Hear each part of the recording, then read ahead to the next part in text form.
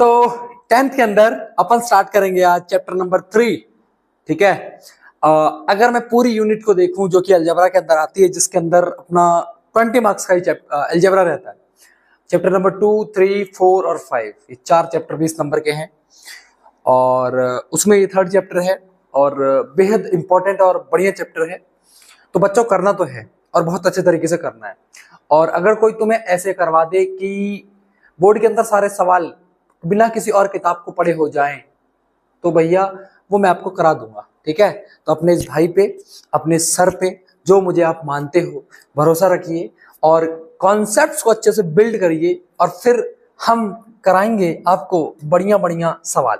तो इस सीरीज में ये मेरा इस चैप्टर का लेक्चर नंबर 1, जिसके अंदर मैं आपको सारे ही कॉन्सेप्ट एक्सप्लेन कर दूंगा। ठीक है प्यारे भाई, तो स्टार्ट करें क्या? स्टार्ट करें। थोड़ी सी आवाज में शायद तुम्हें दिक्कत लगे, मतलब है ना, चेंज लगे। तो बच्चों मौसम चेंज है और दूसरी बात ऑफलाइन के अंदर पढ़ा के और फिर यहाँ ऑनलाइन, तो सारी चीजें मैनेज करनी पड़ती हैं। ठीक है। तो चलो स्टार्ट करते हैं ना, बिना किसी देरी के। तो बच्चों कुछ इस तरह से हम समझते हैं सबसे पहले कि लीनियर इक्वेशन होता क्या है। तो बच्चों आप लोगों ने पॉलिनोमियल पढ़ा होगा। बच्चों आप लोगों ने पॉलिनोमियल पढ़ा होगा। आप बोलेंगे हाँ जी सर हमने पॉलिनोमियल पढ़ा है।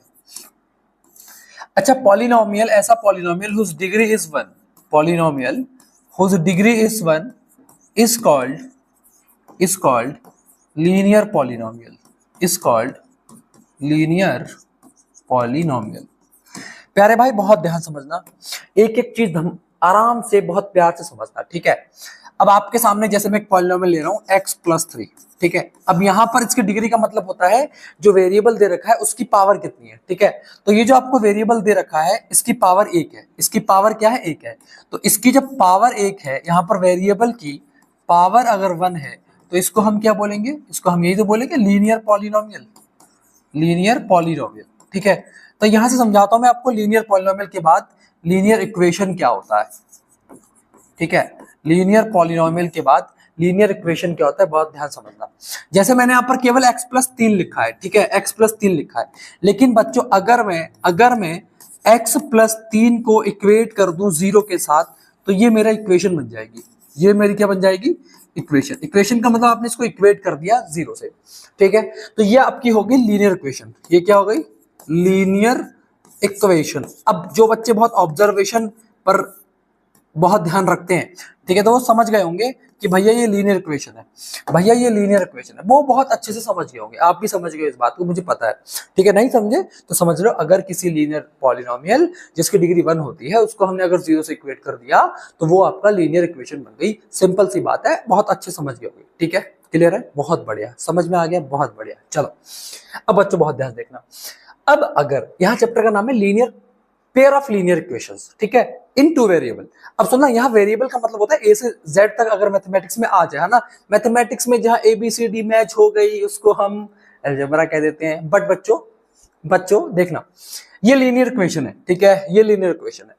अब यहाँ पर वेरिएबल एक है, क्योंकि x है तो वो वेरिएबल एक ही कहलाएगा। ठीक है मेरे भाई, अब समझना, अगर मैं आपसे बोल दूं कि बेटा x प्लस वाई, है ना बच्चों, x प्लस वाई प्लस में 3 और बराबर में 0। अब आप कहोगे सर यहाँ पर x और y दो वेरिएबल आ गए। अब यहाँ पर x और y दो वेरिएबल आ गए। ठीक है, तो इसका मतलब ये, क्योंकि यहाँ पर x की डिग्री भी 1 है और y की डिग्री 1 है, x की पावर भी 1 है, y की पावर भी 1 है, और अगर पावर 1 है तो ये लीनियर इक्वेशन ही तो है बाबू, ये लीनियर इक्वेशन ही तो है। आप बोलेंगे हाँ जी सर हमको ये बात समझ में आ गई। ठीक है, आप बोलेंगे हाँ जी सर हमको ये बात समझ में आ गई। ठीक है बच्चों, तो ये है तो लीनियर है क्योंकि इसमें पावर 1 है। ठीक है, बट यहाँ पर वेरिएबल्स क्या हो गए? यहाँ पर वेरिएबल्स क्या हो गए बच्चों यहाँ पर वेरिएबल्स कितने हो गए? आप बोलेंगे सर 2 वेरिएबल्स हो गए। आप बोलेंगे सर 2 वेरिएबल्स हो गए। तो बच्चों यही तो है 2 वेरिएबल, और ये लीनियर भी है, तो इसी को तो बोलेंगे 2 वेरिएबल वाले लीनियर इक्वेशंस। यही तो है मेरे प्यारे भाई। अरे बोलो तुम्हें समझ में आती है कि नहीं बच्चों? यही तो है लीनियर इक्वेशन, 2 वेरिएबल। बट अगर आप बहुत ध्यान से देखें देखो जरा इसको बड़े आराम से। तो यहां पर वैल्यू निकालना पॉसिबल है नहीं बच्चों, इसको इक्वेट तो कर दूं, लेकिन जैसे यहां पर देखना, यहाँ एक्स की वैल्यू आ जाएगी, यहाँ एक्स की वैल्यू क्या आएगी, बच्चा बोलेगा सर 3 को उधर ले जाओ, तो एक्स की वैल्यू क्या आ गई -3, यानी कि अगर मैं एक्स की जगह -3 रख दूं तो वो 0 के इक्वल हो जाएगी। बट यहां पर वैल्यू निकालना ना तो एक्स की पॉसिबल है ना तो वाई की पॉसिबल है। तो यहां समझना, अगर यहां पर लीनियर इक्वेशन इन 2 वेरिएबल में वैल्यू निकालनी होती है तो यहां पर एक इक्वेशन ऐसी और चाहिए, यानी कि एक इक्वेशन ये एक और चाहिए, ठीक है। तो इसका मतलब लीनियर इक्वेशन इन 2 वेरिएबल में, लीनियर इक्वेशन इन 2 वेरिएबल में 2 इक्वेशंस आर नीडेड, ठीक है। 2 इक्वेशंस आर नीडेड, यानी कि बच्चों हमको सॉल्यूशन निकालने के लिए कितनी कितनी इक्वेशन चाहिए, 2 इक्वेशन चाहिए। बच्चों क्लियर है? तुम कुछ मत समझो, तुम ये समझो कि लीनियर इक्वेशन 2 वेरिएबल होता क्या है। डन है? डन है क्या? डन है क्या? डन है, ठीक है। अब बच्चा बोलेगा क्या क्या नोट करूं मास्टर, क्या क्या नोट करूं प्यारे भाई, तो ये नोट करो, ये नोट करो, उसके बाद ये नोट करो, है ना। उसके बाद ये आपको सिखाया 1 वेरिएबल, इसका सोल्यूशन ये भी नोट करो, और ये 2 वेरिएबल वाले इसे भी नोट करो, ठीक है प्यारे भाई। चलो तो बच्चों आगे बढ़े क्या, आगे बढ़ जाए दोस्तों, चलिए बढ़ गए क्या, चलो आओ, चलिए ये अब आ गई, ठीक है। तो क्या कह रहा है, general representation of linear equation into variable. तो बच्चों सुनना, लेट अस से 3x + 2y = 3, ठीक है। अब मैं 3 को इधर ले आऊं, तो -3 = 0। अब ये लीनियर इक्वेशन इन 2 वेरिएबल है, आप बोलेंगे हाँ जी सर 2 वेरिएबल है, बट मैंने आपको क्या बोला कि अगर इनमें आंसर निकालने हैं तो यहाँ 2 इक्वेशन चाहिए। पहली इक्वेशन ये हो गई, दूसरी ले लेता हूं, ठीक है। 2x + 3y - 4 = 0, ठीक है। ये 2 इक्वेशन ले ली। अब ये 2 इक्वेशन याद रखना, एक चीज याद रखना, जब भी लीनियर इक्वेशन के सॉल्यूशन निकालें तो 2 इक्वेशन जरूरी होती है। अब ये 2 इक्वेशन ले ली, अब इनके जनरल रिप्रेजेंटेशन की अगर हम बात करें, इनके जनरल रिप्रेजेंटेशन की बात करें तो पहली वाली इक्वेशन को हम लिखेंगे a1x b1y, ठीक है, प्लस में c1 = 0। ये जनरल रिप्रेजेंटेशन हो गया, ये पहली इक्वेशन का जनरल रिप्रेजेंटेशन हो गया, ठीक है भाई। दूसरी वाली है ना, अच्छा अब सुनना, मैं इसको इससे कंपेयर करता हूं, ठीक है। तो लेट अस से मैं इसको लिख रहा हूं a1x + b1y + c1 = 0। बहुत जरूरी है इसको समझना, ठीक है। तो बच्चों यहाँ पर a1 की वैल्यू क्या निकल के आएगी, तो आप बोलोगे सर x के साथ जो कोफिशिएंट है तो ये तो 3 है। अच्छा b1 की वैल्यू क्या निकल के आएगी, y के साथ जो कोफिशिएंट है विच मीन्स 2। अच्छा c1 की वैल्यू क्या आएगी, तो c1 ये रहा पूरा, देखो यहाँ प्लस का साइन है लेकिन वहां क्या है माइनस का, तो c1 की वैल्यू आ गई -3, -3, ठीक है ना। अरे भाई समझ रहे हो ना, ठीक है, बहुत बढ़िया। अब देखना दूसरी वाली इक्वेशन को कैसे लिखेंगे, तो बच्चों वो होगी a2x b2y c2 = 0, a2x b2y c2 = 0, ठीक है। तो इसका मतलब भैया इस वाली इक्वेशन को अगर मैं a2x b2y c2 = 0 लिख दूं तो बच्चों a2 की वैल्यू आप बोलेंगे सर x के साथ कोफिशिएंट क्या है 2 है, तो 2 लिख दिया। b2 की वैल्यू b2 यानी कि y के साथ कोफिशिएंट क्या है 3 है, तो b2 की वैल्यू 3 आ गई। अच्छा c2 यानी कि -4, डन है क्या, डन है। बहुत ध्यान से बड़े आराम से समझना इसे, ठीक है प्यारे भाई। चलो अब तुम समझ गए हो, अब तुम कहोगे सर ये कहां निकालना सिखा रहे हो, इससे क्या हो जाएगा। मैं कहूंगा बच्चों बड़े बड़े सवाल चुटकियों में सॉल्व करवा दूंगा, लेकिन तुम समझो, तुम इसे याद करो, ठीक है। तो general representation of linear equation two variable, first equation ऐसी रहेगी, सेकंड इक्वेशन इस फॉर्म में रहेगी, ठीक है। समझ में आ गया, क्लियर है। जैसे 2x - 3y + 5 हो गया, ठीक है, और उसके बाद 3x - 2y प्लस 9 हो गया, इक्वल्स टू 9 हो गया। तो अब यहां बच्चा कंफ्यूज हो गया, कुछ नहीं करना, तुम इसको क्या करो, ये इक्वल में 0 है ना, तो 0 कर दो, इसको इधर ले आओ, तो 2x माइनस 3y, ये 5 इधर आएगा तो माइनस का 5 बराबर 0। ठीक है, ये कुछ ऐसे बना दोगे तो ये इस फॉर्म में आ जाएगी। ठीक है, सिमिलरली इसको बना लो, तो 3x माइनस 2y माइनस 9 बराबर 0। ठीक है, ठीक है ना। तो इसको भी बच्चों ऐसा बना दिया हमने, ऐसा बना दिया हमने, ऐसा कैसा रे भैया, क्या बोल रहे हो, ऐसा बना दिया बेटा, देखो। ठीक है ना, तो जनरल रिप्रेजेंटेशन में हमेशा इस फॉर्म में लेके आना जरूरी है। तो बच्चों समझ में आ गया, बच्चों समझ में आ गया, फटाफट से इसे नोट कर लो यार, फटाफट से इसे नोट कर लो। तब तक मैं थोड़ा सा पानी पी लूं भाई, तब तक मैं थोड़ा सा पानी पी लूं भाई। ठीक है, बहुत बढ़िया, बहुत बढ़िया, समझ में आ गया क्या? चलिए, समझ में आ गया बच्चों?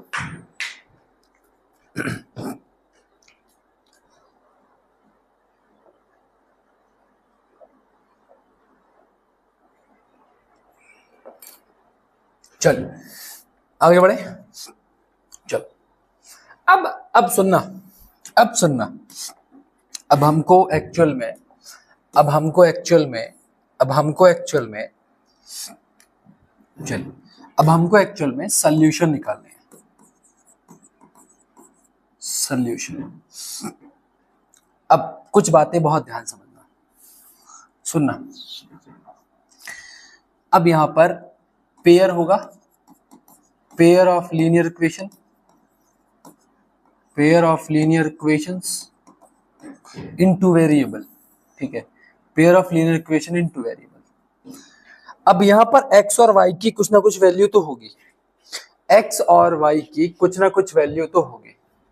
तो पेयर ऑफ लीनियर इक्वेशन में जिस जिस इक्वेशन में दो वेरिएबल की वैल्यू आ रही होगी, तो इसका मतलब उसका सॉल्यूशन होगा, उसका मतलब उसका सॉल्यूशन होगा। कभी कभी ऐसा होगा भी, और कभी कभी उसका कोई सॉल्यूशन नहीं होगा, कभी कभी उसका कोई भी सॉल्यूशन नहीं होगा। बच्चों समझना, और बच्चों जब भी सॉल्यूशन होगा तो उसको बोलेंगे कंसिस्टेंट पेयर। क्या बोलेंगे?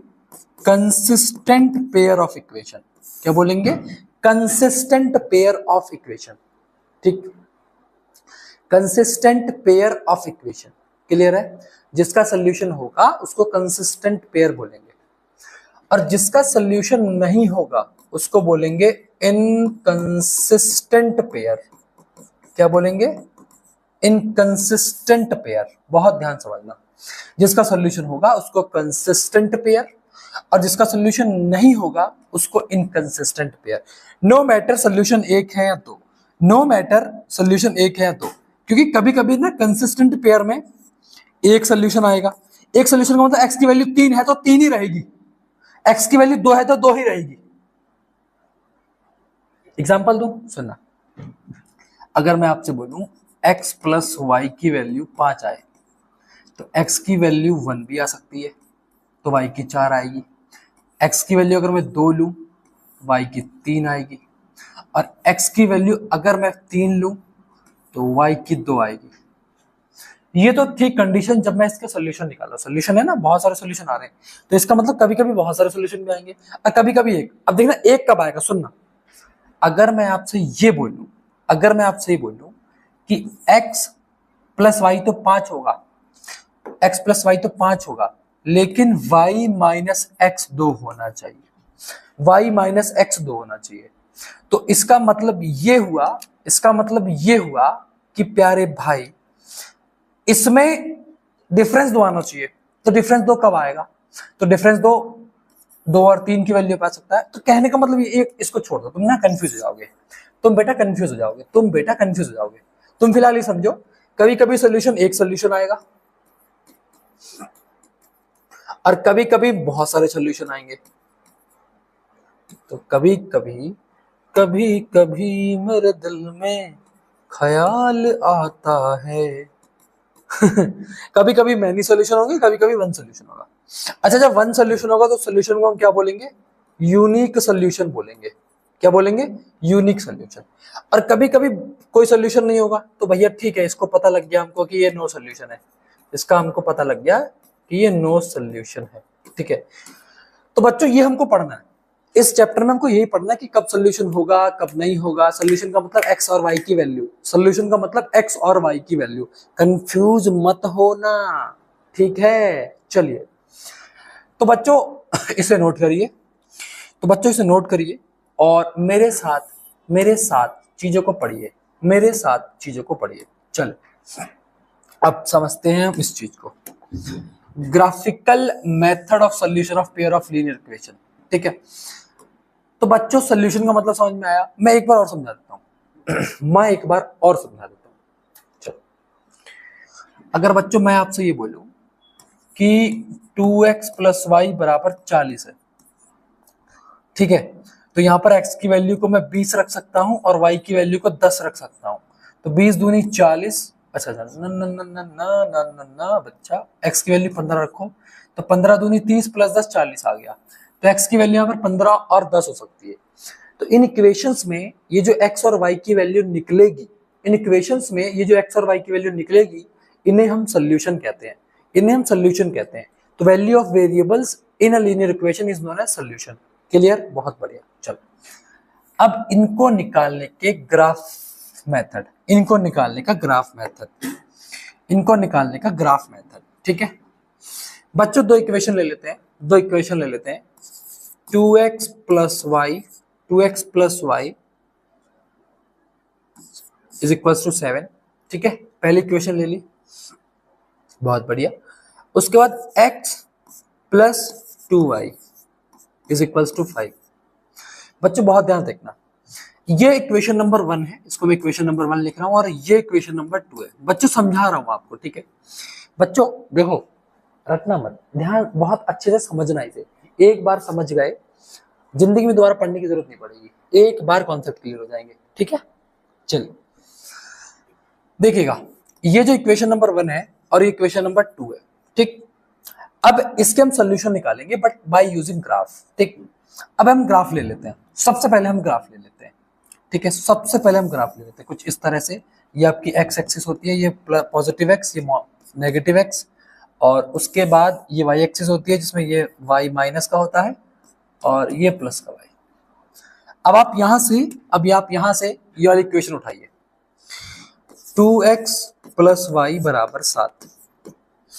अब सबसे पहले x को 0 रखो, x को क्या रख दो 0, और जब आप x को 0 रख रहे हो, जब आप x को 0 रख रहे हो तो ये 0 हो गया, तो y की वैल्यू कितनी आ गई 7 आ गई। हमेशा यही करना है, हमेशा यही करना है, x की वैल्यू 0 तो y आ गया 7। ठीक है, अब आप दूसरे, तब y आपका 7 आ गया। अब एक काम करो, बहुत ध्यान से देखो, y को 0 रखो, तो जब y को 0 रखोगे, तो y को जब 0 रखोगे तो 2x बराबर 7 आ जाएगा, तो 2x बराबर 7 आ गया, तो यहां से x की वैल्यू क्या आ गई 7/2 यानी कि 3.5, यानी कि 3.5, तो ये आ गया 3.5। बहुत ध्यान समझ गया, फिर समझो एक बार, फिर समझो, फिर समझो, समझो समझो समझो समझो समझो। x की वैल्यू 0 रखोगे तो 2 इंटू 0 0 हो गया, प्लस y बराबर 7, यानी कि जब x 0 रखा y 7 आया। अब दूसरी कंडीशन, हमेशा ऐसे करना, हमेशा ऐसे करना, y को जब 0 रखोगे तो ये टर्म 0 हो गया, तो 2x बराबर 7 यानी कि x की वैल्यू 7/2 यानी कि 3.5 आई। अब ये दो वैल्यू से आप एक लाइन बनाएंगे ग्राफ में। ठीक है, अब सुनना, अब ग्राफ को यहाँ पर न्यूमेरिकल वैल्यू रख लो, ये x और y के लिए 0 होता है। ठीक है, अब सुनना, जब मैं ग्राफ में वैल्यू प्लॉट करूंगा तो पहले x की वैल्यू फिर y की वैल्यू। अब सुनिएगा बच्चों, अब देखना बहुत ध्यान से, 1 2 3 4 5 6 7 8, 1 2 3 4 5 6 7 8, 1 2 3 4 5 6 7, 1 2 3 4 5 6 7। अब इसको ग्राफ में प्लॉट करो, x की जब वैल्यू 0 आएगी तो 0 तो यही रहेगा x के लिए, तो जब x की वैल्यू 0 आई है तो y की वैल्यू कितनी है, तो y की वैल्यू कितनी है, x की जब 0 है तो y की है 1 2 3 4 5 6 7। ये जो पॉइंट है ये x की वैल्यू 0 और y की वैल्यू 7 का है। ये चीज समझ में आ गई? क्लियर? ओके। अब जब y 0 है तो x 3.5 है। ठीक है, बहुत ध्यान से समझना प्यारे भाई। x, अब y 0 है तो y यहीं पर 0 रहेगा, तो जब y 0 है तो x की वैल्यू 3.5 आ रही है, तो 3.5 पॉजिटिव वाली साइड, 1 2 3 और 4 के बीच में यही रहेगा पॉइंट। तो ये जो पॉइंट है ये वाला, ये जो पॉइंट है, ये पॉइंट है 3.5, यानी कि y 0 और x की वैल्यू 3.5। अब जब ये आ गया है तो अब इन दोनों को मिला दो, अब इन दोनों को मिला दो, इन दोनों को मिला दो, किसे? इस पॉइंट को, इस पॉइंट को। तो कुछ इस तरीके से ये पॉइंट मिल जाएगा, कुछ इस तरीके से ये पॉइंट मिल जाएगा। ठीक है, तो ये जो वैल्यू, ये जो लाइन बनी है, ये कौन सी इक्वेशन की बनी है? ये बनी है 2x प्लस वाई बराबर 7 की। तो ये बनी है 2x प्लस वाई बराबर 7 की। बहुत ध्यान से समझना होता है एक बार। ठीक है, एक बार समझ लो, अगले सवाल में खुद अप्लाई करना, उसके बाद अगर मैथ में दिक्कत आए तो अपने मास्टर को बताना। अब दूसरी इक्वेशन ले लो बच्चों, अब दूसरी इक्वेशन ले लो बहुत ध्यान से। तो x प्लस 2y बराबर 5। अब यहां पर x की वैल्यू 0 रखो, x की वैल्यू 0 रखो, तो y क्या आ जाएगा? y आ जाएगा 2y इक्वल टू 5 यानी कि 5.2। तो y आ जाएगा 2.5, 5.2 का मतलब 2.5 होता है। ठीक है, क्लियर है? बहुत अच्छे। उसके बाद अब आप y को 0 कर लो, x 0 करो, अब आप y को 0 कर लो। तो जब y को 0 करोगे तो x की वैल्यू आएगी 5। बहुत ध्यान समझना यार, जब आपने x को 0 रखा तो 0 प्लस 2y इक्वल टू 5, यानी कि y इक्वल टू 5/2 यानी कि 2.5 आ गया, ये वैल्यू रही। और जब दूसरी कंडीशन में x plus 2 into 0 equal to 5 रखोगे तो x की वैल्यू 5 आ जाएगी। बात सिंपल है, ऐसे ही कर रहा था मैं, ऐसे ही कर रहा था मेरे प्यारे भाई। ठीक है ना? ओके, अब इसको ग्राफ में प्लॉट करो। जब x 0 है, जब x 0 है तो y आया 2.5, तो 1 2 2.5 ये रहा, ये रहा। तो ये जो पॉइंट है, इस पॉइंट को बोलेंगे हम 0.2.5 का। और जब y 0 है तो x 5 आया, तो 1 2 3 4 5 ये रहा। ठीक है, तो इसका मतलब अब इन दोनों पॉइंट को हमने मिलाना है। किस किस को? ये वाला पॉइंट, ये पॉइंट का नाम क्या है? इस पॉइंट का नाम है 5,0 है ना, तो इस पॉइंट को कहेंगे हम 5,0। अब इन दोनों लाइन को मिला दो, अब इन दोनों लाइन को मिला दो, मतलब इस पॉइंट से इस पॉइंट को मिला दो, इस पॉइंट को ना, इस पॉइंट से इस पॉइंट को मिला। अरे कहां जा रहे हो भैया? ठीक है, ये मिला दिया। बच्चों फिर से देखना, मेरे ख्याल से यही सही थी, है ना? ठीक है ना?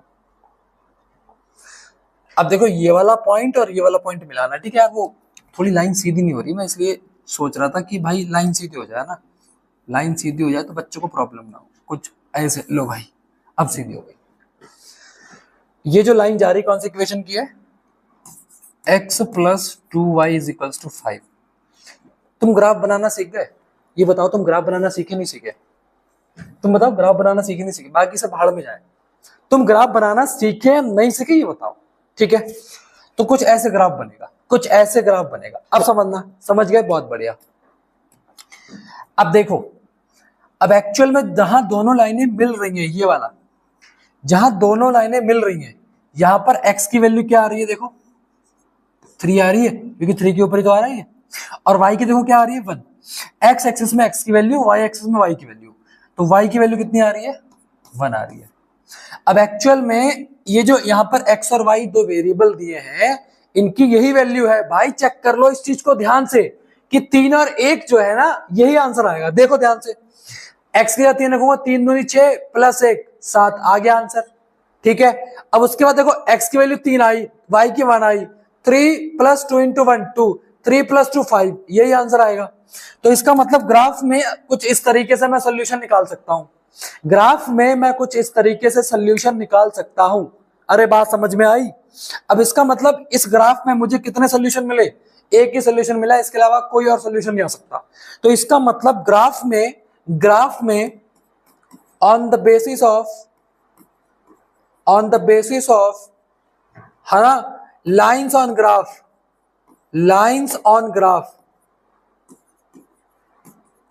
है ना, सोल्यूशन कैन बी चेक्ड, ठीक है ना, सोल्यूशन कैन बी चेक। तो इसका मतलब हम प्यारे बच्चों इसका मतलब हम ग्राफ में लाइन को देखकर सोल्यूशन बता सकते हैं। इसका मतलब हम ग्राफ पे लाइन को देख के सोल्यूशन बता सकते हैं। ठीक है प्यारे बच्चों, बात समझ में आ गई? अगर समझ में आ गई बच्चों प्लीज इस चीज को नोट डाउन करिएगा। प्लीज बच्चों इस चीज को नोट डाउन करिएगा, बिल्कुल भी आलस मत दिखाओ, बिल्कुल भी आलस मत दिखाओ, ये मैं तुमसे कह रहा हूं। एक्चुअल में ना तुम ये 10th और 12th के जो बच्चे होते हैं भाई, इनको जो मर्जी कोई समझा ले, इनको समझना ही नहीं होता, तुम्हें समझना पड़ेगा। एक्चुअल में तुम्हें बताऊं, तुम इस उम्र में जिन चीजों के पीछे भागते हो बेटा, लाइफ में ये चीजें कभी भी तुम्हारे साथ खड़ी नहीं रहेंगी। केवल पेरेंट्स है ना, माता और पिता के अलावा जिंदगी में किसी मोड़ पे कोई व्यक्ति तुम्हारे साथ नहीं खड़ा होगा। ये बेटा एक्सपीरियंस है इस लाइफ का। एक्चुअली बता रहा हूं मैं तुम्हें, कोई साथ में नहीं खड़े होता तुम्हारे, कोई भी। तुम्हें बहुत चैलेंजेस फेस करने हैं लाइफ में, और life is equal to challenges. अगर चैलेंज नहीं है ना लाइफ में तो बेटा वो लाइफ ही नहीं है तुम्हारी। ठीक है, तो ये चीज तुम्हें समझनी पड़ेगी और तुम्हें समझना पड़ेगा, मानना पड़ेगा इन चीजों को। ठीक है, तो इन चीजों के पीछे मत भागो जहां तुम भागते हो। एक्चुअल में बच्चा 10th और 12th का मानता ही नहीं है, बिल्कुल हर चीज को इग्नोर करके जो उसे करना है वही कर रहा है। मेहनत प्रतिष्ठा तुम्हें सारी चीजें करनी पड़ेंगी, ये चीज याद रखो। ठीक है, तो मेहनत करो, आगे बढ़ो, मेहनत करना सीखो। मैं तुम्हें ये नहीं कह रहा कि भैया तुम पढ़ते ही रहो, नहीं, मेहनत तो करना सीखो यार। आज ये प्रोसेस करोगे ना तो लाइफ में आगे जाकर चीजें काम आएंगी। ठीक है, तो बेटा इस चीज को समझो बहुत अच्छे तरीके से, इस चीज को समझो बहुत अच्छे तरीके से, और फिर बच्चों आगे बढ़ते हैं। चलिए, अब एक्चुअल में ग्राफ में 3 टाइप की लाइन बनेगी। ग्राफ में 3 टाइप की, जैसे यहाँ पर जो लाइन बन रही थी, ये जो मैंने आपको पढ़ाया, ये यहाँ पर लाइन एक दूसरे को काट रही है, तो इसको कहेंगे इंटरसेक्टिंग लाइन। ठीक है, लेकिन कभी कभी ग्राफ में 3 टाइप की लाइनें बनेगी। पहली बनेगी ग्राफ में इंटरसेक्टिंग लाइन, है ना। मान लो ये इक्वेशन की लाइन है और दूसरी ये वाली जा रही है, तो मान लो ये जो लाइन ए बी है, ठीक है ना, ये ग्राफ में काटेगी एक दूसरे को, और जब ये ग्राफ में एक दूसरे को काटेगी तो यही पॉइंट जो होगा ये होगा यूनिक सोल्यूशन वाला। ठीक है, तो बच्चों क्या समझे, जब ग्राफ में एक दूसरे को लाइन काटेंगी, तो हम उस लाइन को यूनिक सोल्यूशन वाली लाइन बोलेंगे। ठीक है ना, तो ग्राफ में जब एक दूसरे को काटेंगी तो ये पॉइंट जो होगा बच्चों, ये पॉइंट जो होगा वो होगा यूनिक सोल्यूशन। ठीक है, तो जब भी ग्राफ में कुछ इस तरह की लाइन बने तो यूनिक सोल्यूशन होगी। फिर है लाइन कोइंसाइड, इसका मतलब ये हुआ कि एक दूसरे के ऊपर लाइन, है ना, मान लो एक लाइन ये जा रही है और फिर उसी ग्राफ में दूसरे के ऊपर वही एक दूसरे के ऊपर लाइन आ रही है कुछ इस तरीके से। ठीक है, कुछ इस तरीके से आ रही है, तो ये जो ग्राफ में लाइन बनेगी इसी को हम कोइंसाइड लाइन कहते हैं। और इस केस में बहुत सारे सोल्यूशन निकलते हैं, हर पॉइंट पे आपको एक अलग सोल्यूशन मिलेगा। जैसे मैं आपसे बोलूँ एक्सप्रेस वाई 100 है, तो एक्स की वैल्यू 1 ले लोगे तो वाई की 99 हो जाएगी। ठीक है, एक्स की वैल्यू 2 ले लोगे तो वाई की 98 आ जाएगी। तो इसका मतलब बहुत सारे सोल्यूशन हो सकते हैं। पहला केस जब लाइन काटेगी, इंटरसेक्ट करेगी, मतलब एक सोल्यूशन। जब एक के ऊपर दूसरी लाइन होगी तो कोइंसाइड करेगी, मतलब मैनी सोल्यूशन। और तीसरा केस जब लाइनें एक दूसरे के पैरेलल हो। जब बच्चों लाइनें एक दूसरे के पैरेलल हो, एक लाइन ऐसे जा रही है और दूसरी लाइन कुछ ऐसे चली जाएगी, है ना, दूसरी लाइन कुछ ऐसी चली जाएगी, तो ये जो लाइन होंगी ये पैरेलल लाइन होंगी। और पैरेलल लाइन में कोई सोल्यूशन नहीं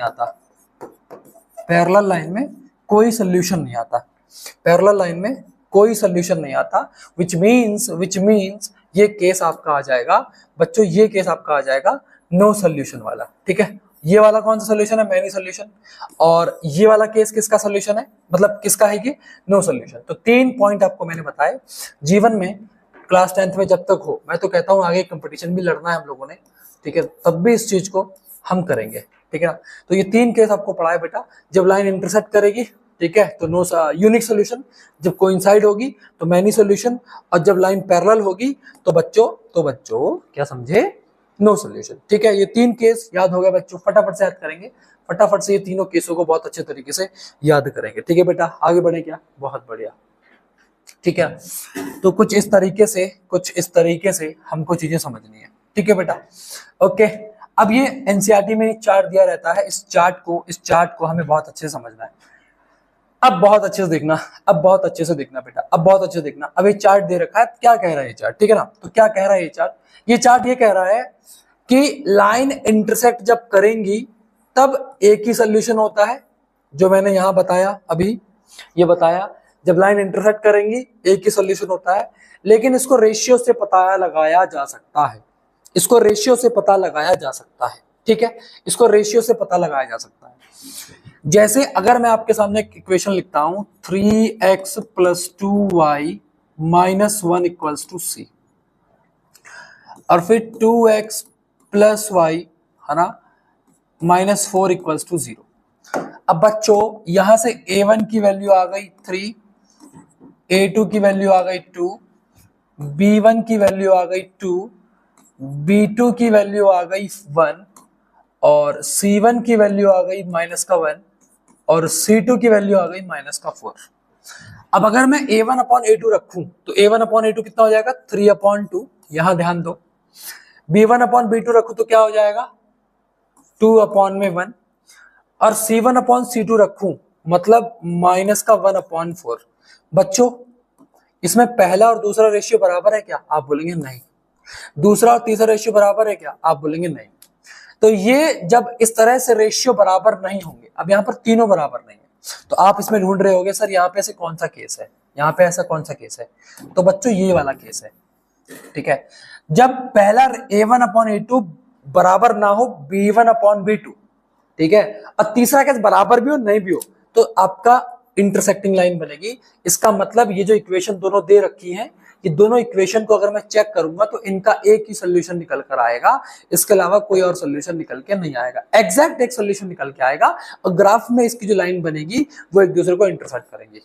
तो रेशियो से हम पता लगा पाएंगे, ठीक है। तो इस रेशियो के माध्यम से ये रटना है, जहां भी पढ़ो भैया इस चीज को नोट कर लो कि जब पहला दूसरा रेशियो बराबर ना हो, तीसरा भी ना हो ना, तब भी वो इंटरसेक्टिंग लाइन होगी। अच्छा, जब तीनों ही बराबर हो तो लाइन एक दूसरे के ऊपर होंगी, कोइंसिडेंट लाइन बोलेंगे। और इस केस में बहुत सारे सोल्यूशन होते हैं, और फिर ये वाला जब पहले दूसरे बराबर हो तीसरा बराबर ना हो तब लाइन पैरेलल होती है, और इस केस में कोई सोल्यूशन नहीं आता, ठीक है। कैसे याद करना है, देखो कैसे करना है, देखना मेरे साथ लिखो अपनी कॉपी में। a1/a2 बराबर नहीं है b1/b2 बराबर नहीं है c1/c2, या फिर a1/a2 बराबर नहीं है b1/b2 और बराबर है c1/c2। ये केस है यूनिक सोल्यूशन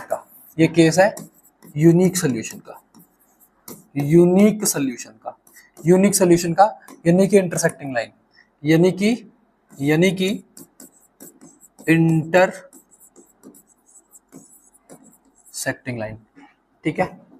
दूसरा a1/a2 बराबर है b1/b2 बराबर है c1/c2। तीनों जब बराबर है तो इसका मतलब मैनी सोल्यूशन, और मैनी सोल्यूशन में कोइंसाइड लाइन बनती है ना, कोइंसिडेंट, है ना, कोइंसाइड कह दूं क्या, कोइंसाइड लाइन बनती है, ठीक है। तीसरा केस a1/a2 बराबर है b1/b2 और बराबर नहीं है c1/c2। अब अगर यहाँ क्रॉस लगा दूं तो पहला केस हो जाएगा, लेकिन कुछ ऐसे लिखा रहने दूं तो ये तीसरा केस यानी कि लाइन कैसी बनेंगी, पैरेलल बनेंगी। और जब लाइन पैरेलल बनेंगी तो इसको हम लिखते हैं नो सॉल्यूशन। इसको हम क्या लिखते हैं, नो सॉल्यूशन। ठीक है बच्चों, ऐसे याद करना है। तो कुछ इस तरीके से याद करना बच्चों, कुछ इस तरीके से याद करना है। आई होप ये चीजें आप बहुत अच्छे से समझ गए होंगे। ठीक है, तो जिसके सोल्यूशन होते हैं, जैसे ये सोल्यूशन है और ये सोल्यूशन है, तो इन दोनों को क्या बोलेंगे, इन दोनों को क्या बोलेंगे, क्या बोलेंगे, कंसिस्टेंट पेयर। क्या बोलेंगे, कंसिस्टेंट पेयर। इन दोनों को कंसिस्टेंट पेयर, इन दोनों को कंसिस्टेंट पेयर बोलेंगे। ठीक है, बात समझ में आ गई बच्चों, बात क्लियर है? बहुत अच्छे से आपको मैंने समझाया है, बहुत अच्छे से समझाया है। इसको नोट कर लो, इसको नोट कर लो। ठीक है, अब मैं आपको बता देता हूं मैं अगली क्लासेस में क्या करूंगा। अब मैं आपको बताता हूं आगे का एजेंडा, आगे का एजेंडा। ठीक है, पहला मैं आपको 2 से 3 क्वेश्चन कराऊंगा ग्राफिकल मेथड वाले। बच्चों फंडा समझना, मैं आपको 2 से 3 सवाल कराऊंगा ग्राफिकल मेथड वाले। फिर मैं आपको बताऊंगा इसके अंदर से कंसिस्टेंट इनकंसिस्टेंट पेयर कैसे पहचानेंगे। फिर मैं आपको सिखाऊंगा इनकंसिस्टेंट, है ना, और कंसिस्टेंट पेयर कैसे पहचानेंगे। फिर मैं तीसरा आपको सिखाऊंगा सब्स्टिट्यूशन मेथड। फिर मैं आपको सिखाऊंगा सब्स्टिट्यूशन मेथड, सब्स्टिट्यूशन मेथड। और फिर मैं आपको सिखाऊंगा elimination method, elimination method, elimination method बच्चों। और लास्ट में मैं आपको कराऊंगा वर्ड प्रॉब्लम, वर्ड प्रॉब्लम। ठीक है, तो कुछ इस तरीके से मेरे लेक्चर्स चलेंगे, कुछ इस तरीके से मेरी क्लासेस चलेंगी, जहां आपको XYZ तक पढ़ाया जाएगा। और लास्ट में सिंगल वीडियो में हम करेंगे MCQ, और फिर जब एग्जाम आ जाएंगे उसके पास में आपको PYQ करवाए जाएंगे। दिस इज एजेंडा, है ना। ये आपको एजेंडा 21 याद है क्या? जब ये पढ़ रहे हो तो वो याद है, बहुत बढ़िया। तो बच्चों ठीक है, खत्म करते हैं इस क्लास को। इसको अच्छे से, बहुत अच्छे से पढ़ना, धीमे धीमे पढ़ना, समझदारी से पढ़ना। थैंक यू सो मच, मिलते हैं नेक्स्ट वीडियो के अंदर जहां हम आगे पढ़ेंगे। ठीक है, थैंक यू सो मच बच्चों।